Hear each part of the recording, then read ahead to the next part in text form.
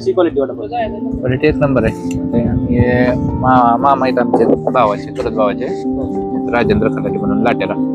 त्यांच्याकडे पहिल्यापासून येतो, आलो की आवर्जून आपल्या वडापावसाठी थांबतो. आणि पहिल्यापासून म्हणजे जसं आम्ही येतो तसं तिथपासून आतापर्यंत तरी क्वालिटी तीच आहे. म्हणजे एकदम स्वच्छता आहे ती, बाकी क्वालिटी व्यवस्थित सगळं. किती वर्ष झाले आता- तुम्ही वडापाव? हा, मी येतो, मला एक 20-22 वर्ष तरी आठवतं. म्हणजे तिकडे येतो तसं. क्वालिटी कशी वडापाव? क्वालिटी एक नंबर आहे.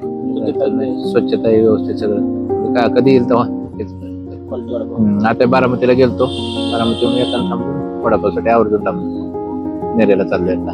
छान आहे वडापाव. हा, एक नंबर. एक नंबर. हा चौक जरा चांगल्या पद्धतीचा बनवा. प्रत्येक अधिकाऱ्यांनी इथं सहकार्य केलं चौकाला डांबरीकरण करताना.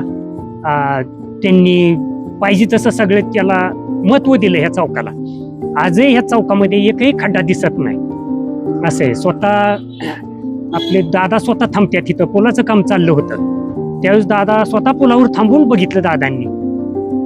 आणि दादा आले त्यावेळेस मी स्वतः पुलावरच उभा राहिलो होतो. त्या काम कसं चाललं होतं तिथं.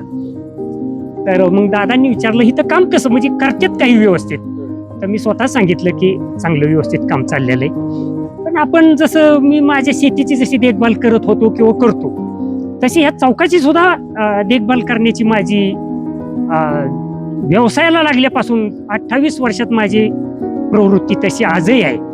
आणि अजूनही माझी म्हणजे तशी कल्पना आहे म्हणजे त्याला की जेवढं मला काय चौकामध्ये जेवढी सेवा करता येईल एवढी करत राहायचं.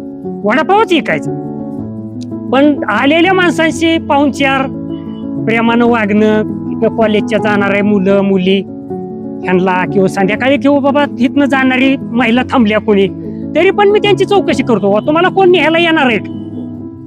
गाडी तुम्ही एकटं थांबलाय, तुमच्या घरची फोन झालाय का असं विचारल्याशिवाय मी घरी जात नाही संध्याकाळी.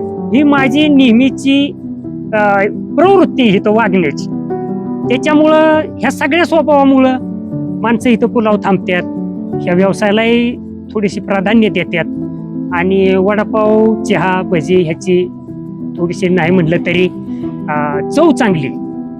त्याच्यामुळं